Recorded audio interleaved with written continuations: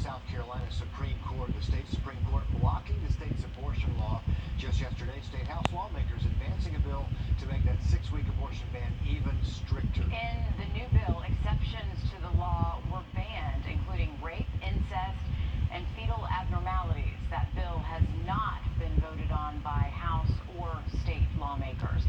Today, state senators heard from the public for the first time before deciding how they would move forward on this bill. The state's law went into effect at the end of June. The Supreme Court's ban is temporary. Today's ruling came after the court heard a lawsuit by Planned Parenthood. Officials say the decision is based in part on privacy laws. Governor McMaster's office says, quoting here, "We always knew that we would need to fight to defend the Fetal Heartbeat Act. We successfully did so in the federal court system, and we're confident that we will prevail in state court." Again, the court's decision is temporary. We'll continue to keep you updated as this story develops in South Carolina. Well, with kids back in the classroom, all of our major school districts are telling us students' mental health is a top priority. In Aiken County, health officials say they're seeing an increase in the number of kids who need care. And new this year, Aiken County says a guidance counselor is in every single school to help kids facing issues. Our Wrdw shows us other ways parents can give their kids the help they need. Hallways flooded with students can be an overwhelming experience for some returning to school. It's been a real struggle for a lot of people, getting used to the new schedule, getting used to being around. Our schools are really big, so being around so many students, it's just been a really difficult adjustment period for everybody. But Aiken County Schools is doing what they can to help their students. If we're not there, it's harder for the students to get services. Carlin Ray Cummings oversees child and family services for the Aiken Barnwell Mental Health Center. They have a mental health clinician in 17 Aiken County schools.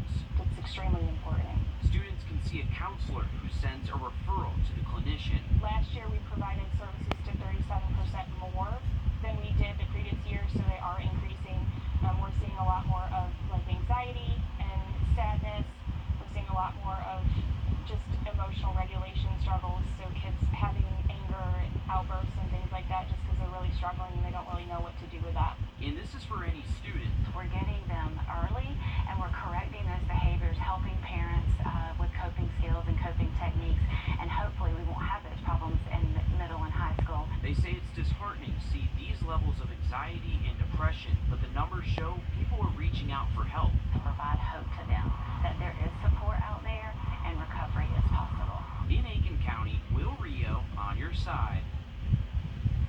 And if you do need help, the nationwide 988 crisis hotline number is open 24 hours a day, 7 days a week. You can text or call. We've also reached out to Georgia and South Carolina to see if they've seen an increase in calls. Georgia says they've seen an update in the 30-day mark of being open next month. We're still working to get South Carolina's update on that. Shortages in sheriff's offices. We've heard both Richmond and Columbia counties say they're having trouble finding deputies to hire. In Burke County, they're battling similar issues on top of it being a rural area. That's why Sheriff Alfonso Williams is asking county leaders for more than $1 million to help recruit and retain the deputies they already have. Burke County deputies make around $5,000 less a year than deputies in Richmond and Columbia counties. The wider gap, though, is that they make $11,000 less a year than the average of deputies in the state of Georgia. Claire Allen live for us in the studio. So, Claire, how badly does the sheriff say they need that money? Yeah, Richard, the sheriff tells me the money would mean a much-needed upgrade for his entire department, and that includes investing in his deputies. He believes higher education means a higher level of service. Well, a lot of the kids will ask, well, did you go to college or do you have a degree? And it feels good to tell them yes. Sergeant Anthony Bitterman has been in his position for 4 years and in law enforcement for more than 10 years. He recently got his master's and says education helps with his everyday duties. It's not just about the money that comes along with it, but with higher education also comes along with promotions and greater opportunities for advancement for your career. He says 50% of his job is connecting with the community, especially young people. As we are mentoring these youth and these kids telling them to go to college and get degrees, it's beneficial because we can't tell them to do something that we don't have. Sheriff Alfonso Williams is looking to rebrand law enforcement, starting with increasing the pay for degreed officers and those joining the force.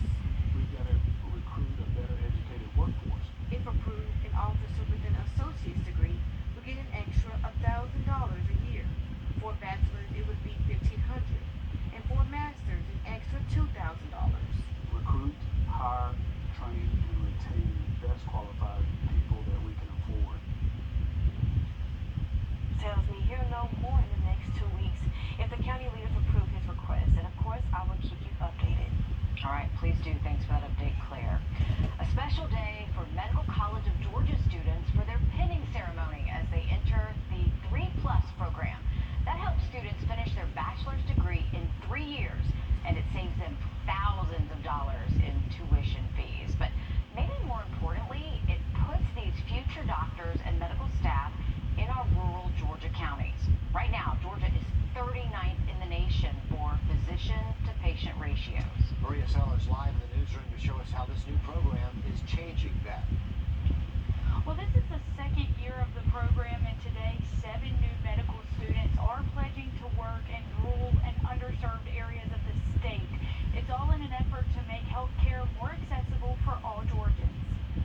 Coming to MCG and learning about the program, learning about the opportunity that it brought to, those around this state, I knew that it's something that I wanted to do. Reggie Benson is a student in this year's program pursuing emergency medicine. Just seeing patients when they're vulnerable, they need help, and then having the ability to bring them that help is just substantial. It's huge. Which is why he's proud to wear the pin. Once I realized that need was there, I knew that I could use myself as a resource to kind of help fill that gap. Michael Butler also hopes to fill that gap, as he was in the first group of students to join the program. When I came to med school, I already knew that I wanted to go into primary care. I already knew that I wanted to stay in Georgia and serve Georgia. And this program really was kind of a gateway to that. He has spent time shadowing in rural Georgia and noticed some patients traveling hours for care, but he hopes to change that. By going to these rural communities and being a physician who's taking an active role in establishing a practice in these communities, I hope to see these patients, so that way they don't have to go as far. This program not only helps him save lives sooner, but it also helps him save money.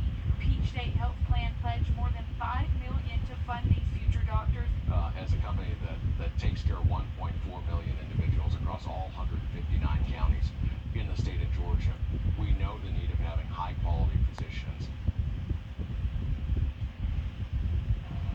Yeah, and Rake says by funding these doctors, they will have an impact on thousands of Georgians, and there are still only 7 members of this year's program, just like the previous one, but MCG says future growth would depend on funding, but they are hopeful.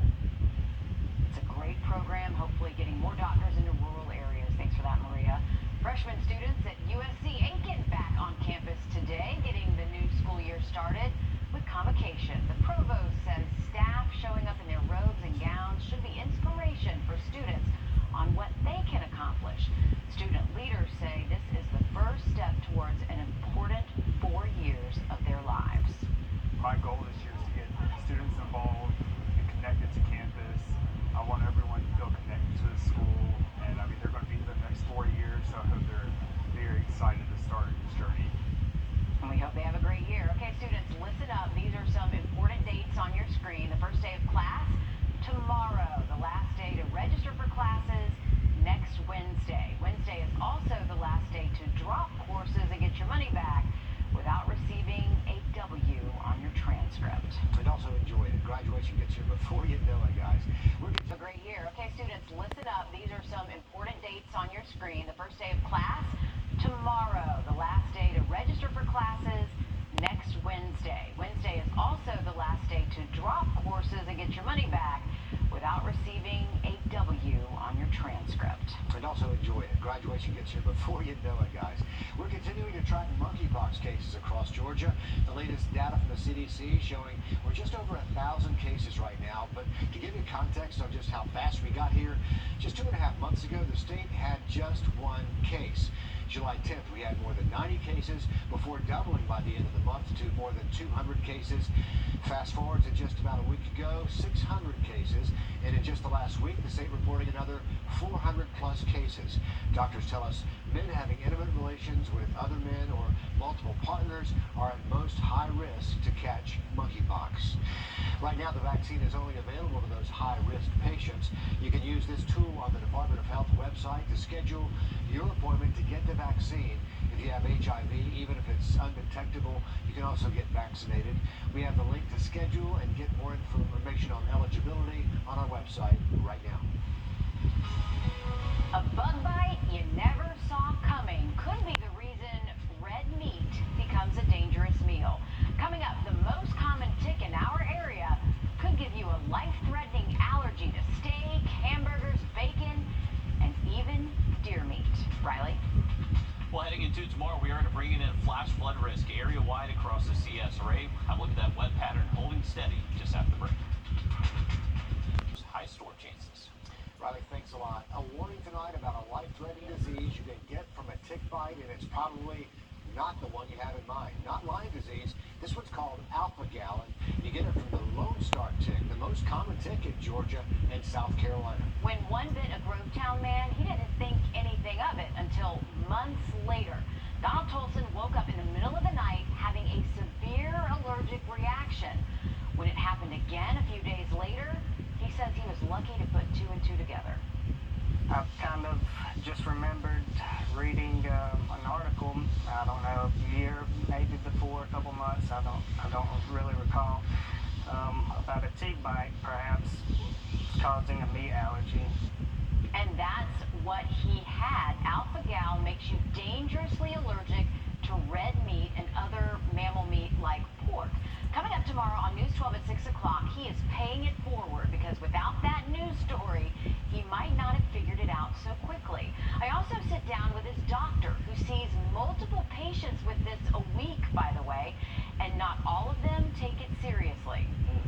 One in particular, he was a big hunter, and I remember the very first time I saw him, he goes, "There ain't nobody going to tell me I'm not going to eat red meat."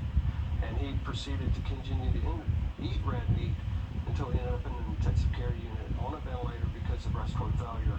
And after that, I think it scared him enough that it changed his mind. Again, this is a life-threatening allergy, but the good news, if you stay away from meat, it can go away. Donald Tolson is proof of that. Yeah, don't miss this story tomorrow on News 12 at 6 o'clock. It really could save someone's life. Another reason to avoid tick bites this summer. Yeah, get some bug spray. They are everywhere around us. Coming up here on News 12 at 6 o'clock, Columbia County leaders talk about building an identity in a community and in downtown. It all starts with a look they're trying to create. We'll explore that after the break. The Limelight. We're available 24 hours a day, 7 days a week to get you the help you need immediately. On your sideline, sports brought to you by the Hawk Law Group.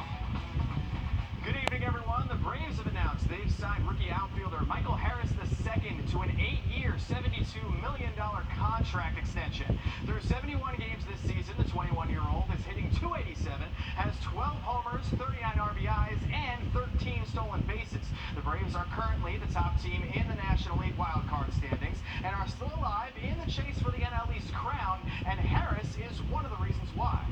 If you set your mind to your main goal and strive every day to perfect it and try to reach that goal, anything is possible. Life moves fast, and if you stay on your course and you believe in yourself and have people around you that really believe in you, anything is possible. This evening, the Braves are putting their 8-game winning streak on the line against the Mets in Atlanta. First pitch is scheduled for 7:20. It's hard to believe it's that time already, but high school football is back, and we're covering a couple of area games tomorrow. We'll also have a full slate of games on Friday night, so make sure to tune in to our season debut of Under the Lights. We're breaking down all of the biggest games from week 1 of the high school football season and much more. It's going to be a lot of fun. Under the Lights begins on Friday night at 11 o'clock. Can't believe it's already here. Dan, thanks very much.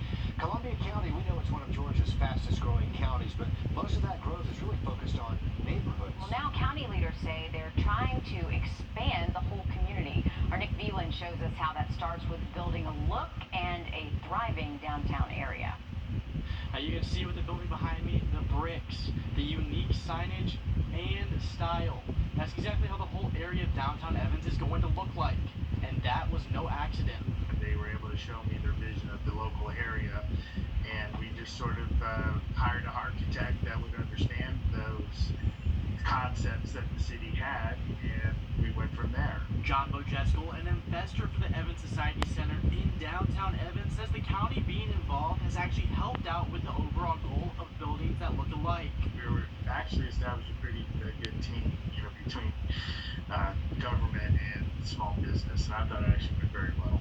The overall design with specific signage and bricks on buildings like the Performing Arts Center and the Maybon building, Scott Sterling says, sets the tone for the area. They kind of understand what that expectation is by looking at the other buildings and just kind of knowing this is the baseline and we're not going to get anything less than that. The county wants creativity with designs, but only to a degree. We're certainly amenable to opportunities for creativity and suggestion, but there is a vision, and our expectation is that the development community will conform to that. When it all comes together, the goal remains the same with creating a centralized downtown Evans. And trying to create a walkable environment that is certainly pleasing and something desirable, but also has that kind of work, live potentially, and we do have that now going on in the town center. We're kind of creating that live work, so I think it's creating that downtown where we really didn't have one before. And throughout today, I've talked to a few people here. There has been a steady crowd of people throughout this entire area, and they're telling me that they're excited to see what the final product will look like. Reporting in Evans, I'm Nick Veland on your side. Watch